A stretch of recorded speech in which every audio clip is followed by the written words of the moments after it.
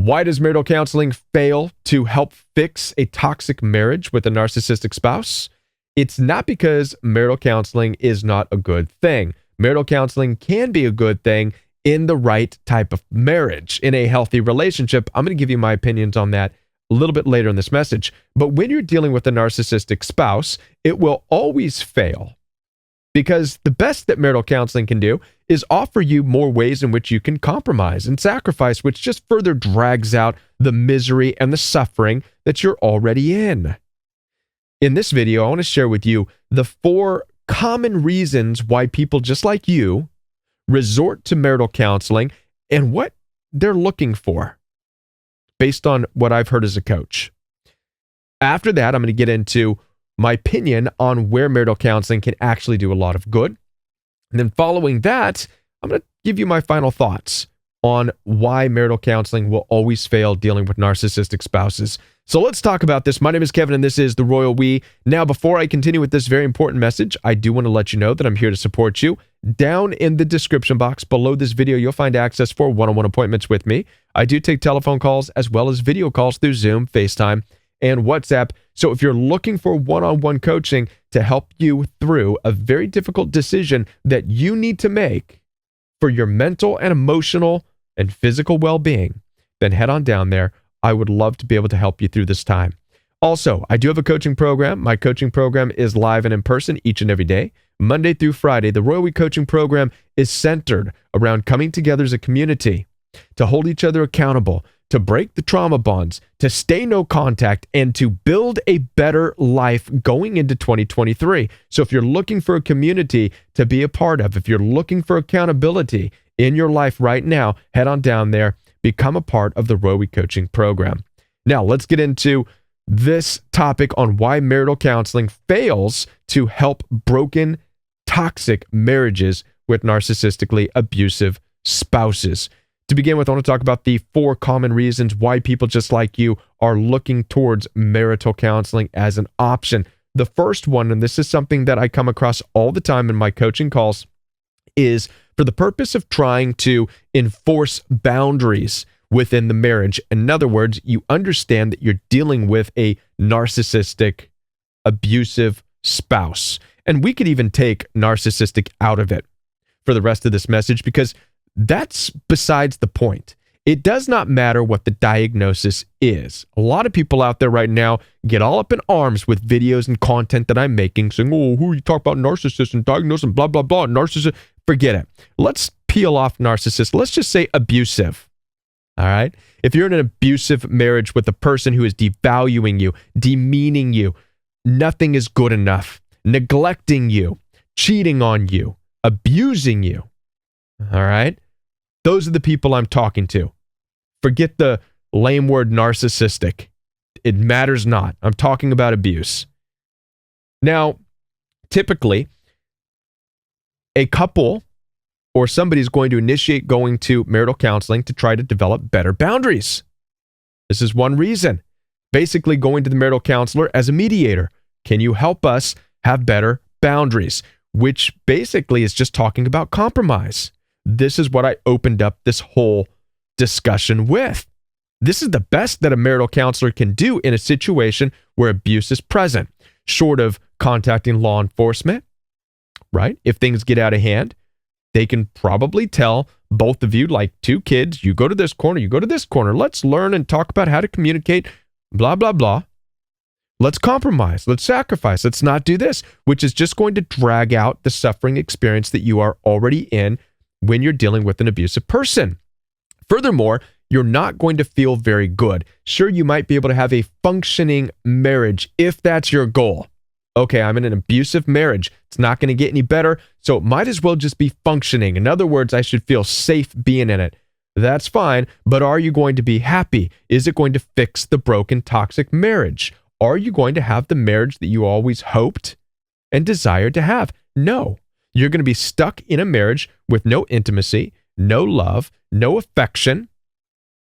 You're going to know that they're only walking on eggshells around you because you're in the process of marital counseling and they're just trying to uphold and be perfect or whatever, but it has nothing to do with loving you or desiring you or even wanting to be married to you anymore.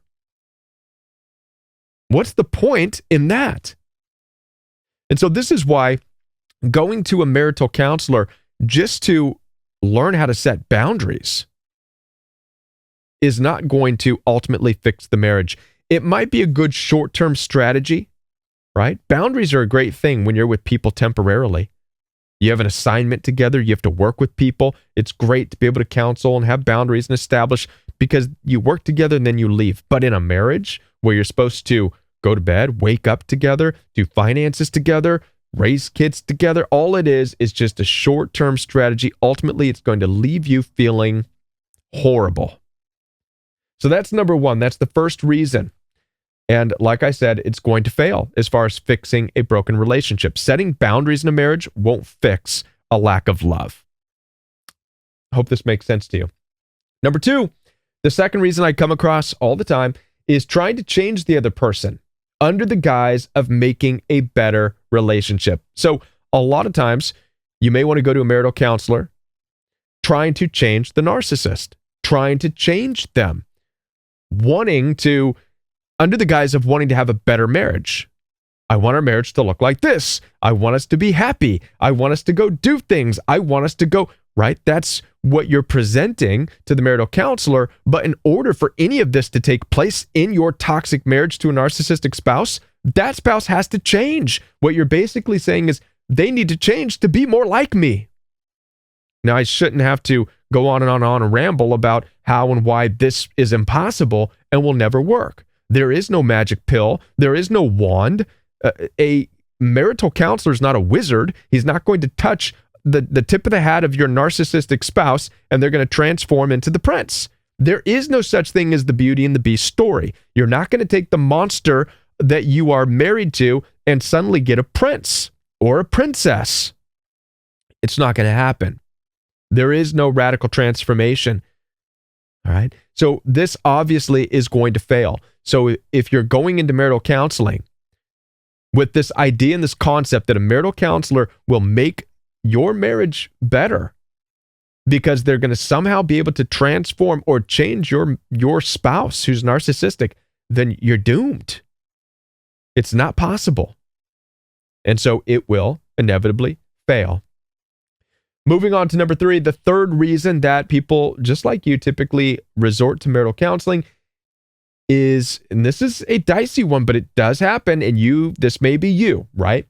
Trying to get a professional to side with you against the narcissistic person.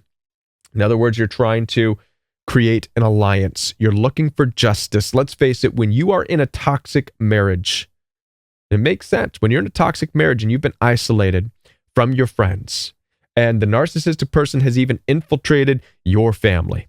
Everybody loves them, but they're abusing the heck out of you. You're hoping that a professional, you're hoping that that counselor, that licensed counselor will see through the narcissistic person's act. It's really what you want. You want them to see through it. And you're hoping, I want this counselor to see through that smile and that charm to the abuse, the neglect, and the cheating, and the lying, and the name calling. You want an alliance. You're looking for somebody to side with you. Obviously, you don't need that. You don't need someone to side with you. I know you feel like you do, but you really don't. And a marital counselor is not there to side with anybody. Marital counselors aren't raising their hands to say, I'm ready to enter into somebody's war with them. Bring me on your side and they're not doing that. A marital counselor is there to listen to you, to try to figure you out, try to figure them out, try to figure the relationship out, whatever they do, right? And I don't even know because I'm not licensed. By the way, I'm not a licensed therapist or counselor. So they have a lot more tools that they're trying to operate through and help you and listen to you. But one of the things they're not doing is trying to join a team, right? They're not team you against the narcissist. They're not going to do that. And oftentimes this ultimately fails miserably and horribly because typically what happens in these situations as you drag a narcissistic spouse into the program with you, the marital counseling with you, is they put on their charm and they charm the counselor. Oftentimes, they will even act remorseful in front of the counselor. Yeah, I do say things from time to time. I just work so hard. I work so hard for my family, and it's hard. It's just hard, and I feel neglected by my wife. She's neglectful, and she nags, or or he's hard on me, or whatever. And you can see how hard he's. Look, he's dragging me in here, and I could go on and on and on. But narcissistic personalities do have a way to woo and schmooze, or whatever you want to call it, to even a counselor. And when you experience this, it will devastate you, because not only has your family of origin all been glazed over by the spell that the narcissistic person can cast, but now this professional, the one person that you thought would see through it, they can't. So keep in mind, they're not there to necessarily see through stuff and join a side. If you're looking for a gang to back you up, a marital counselor is not the place to do that. That's a big no-no. It's going to fail. All right. Last but not least, this is another interesting one. Another reason why many of you pursue marital counseling is because you're looking for permission to leave. Yes.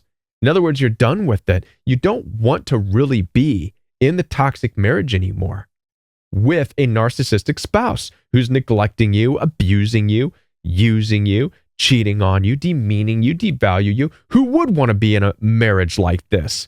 But because of this guilt and the shame and the burden of your church community or your parents or society or whomever has told you that you've got to make this marriage work, you're looking for permission. You're looking for somebody to come to you and say, you know what? You have every right to leave. Get out. Leave them. Pack your bags.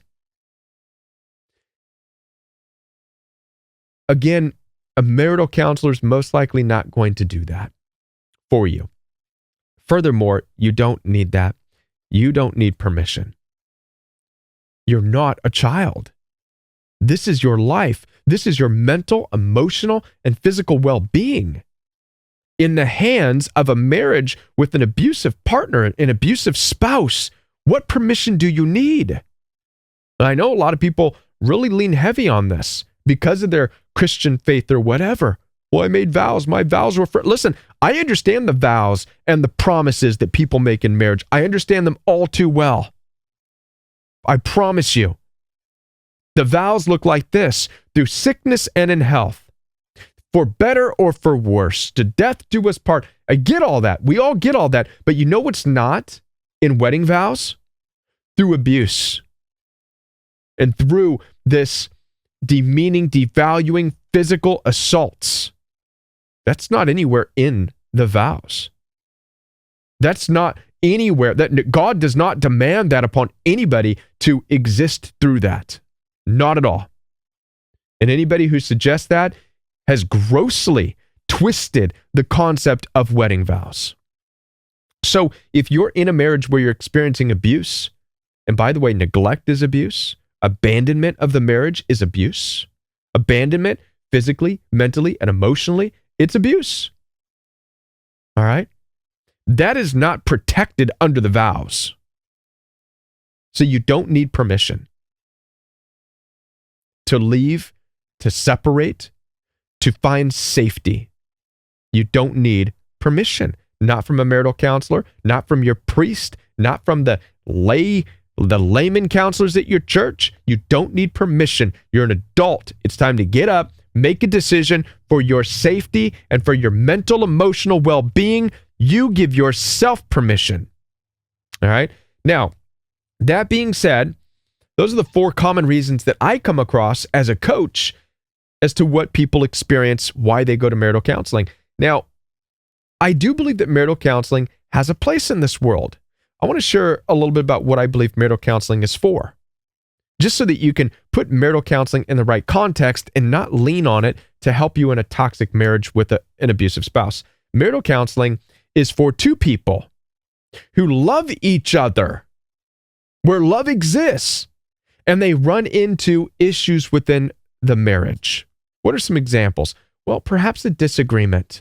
The love is there, the marriage is fine, but maybe there's a disagreement on finances. Maybe there's a disagreement, should we send our kids to public school or private school or homeschool?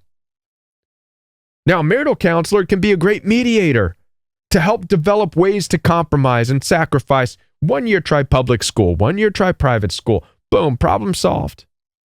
Another area where marital counseling can really shine is, once again, under the protection or the context of the wedding vows. Let's say illness happens to fall upon your marriage. The love is there. The marriage is great. 2 people, you and your partner, served each other in love and honor, but one suddenly gets stricken with illness and can no longer do that. And now it's weighing down the marriage. This is where, again, a marital counselor can really help. Once again, showing how to operate under the new parameters that require compassion and empathy, and how to manage the difficulty and the stress of something changing because of illness or maybe an accident. Paralyzes one of the partners. Why this works with marital counseling is because 2 people still love each other. 2 people still love each other, and they're working together trying to get through the stress. That's where marital counseling shines, is where 2 people still love each other, but they need support, they need help to go through delicate situations. Let's talk about why marital counseling does not qualify as a way to help in an abusive relationship. Because there's no love that exists. You're not talking about 2 people that love each other. When you are married and when you are in a toxic marriage with a narcissistic spouse, there is no more love. They're not operating out of love because there is no love in demeaning and devaluing you. And guess what? You're no longer operating out of love either. The moment you become abused, the moment you are demeaned and devalued, your love for the person dwindles, whether you believe it or not. You're hanging on for something else. Perhaps you're hanging on because you don't want to let down God. You don't want to let down your family. You don't want to let down society. You don't want to let down your image of marriage. Whatever the reason is, but it's not love. In an abusive relationship, it's lost its love, or the love was never there. Instead, it was a marriage that was built upon exploitation, on using, on abusing, on taking advantage, on lust, on all kinds of other things, but not love. It's for this reason, marital counseling with a narcissistic spouse will never work. Because there's no love, there's no foundation to work with. It's 2 people who no longer like each other, no longer wanting to be married, but trying to find either reasons to compromise and make it functioning, or find ways to create an alliance, or find a way to get permission to leave. This is what I believe to be true about marital counseling and why it fails. As I said before, I am here to support you. Down in the description box, you'll find access for one-on-one appointments with me. I do take telephone calls as well as video calls through Zoom, FaceTime, and WhatsApp. So if you're looking for that one-on-one time and that encouragement and that support while you're making a difficult decision, head on down there, schedule some time with me. I'd love to talk with you. The Road Coaching Program is also available for you. Head on down there, get started in that. Check out this video right here before you go, and I'll be back with more videos for you right here on The Royal We.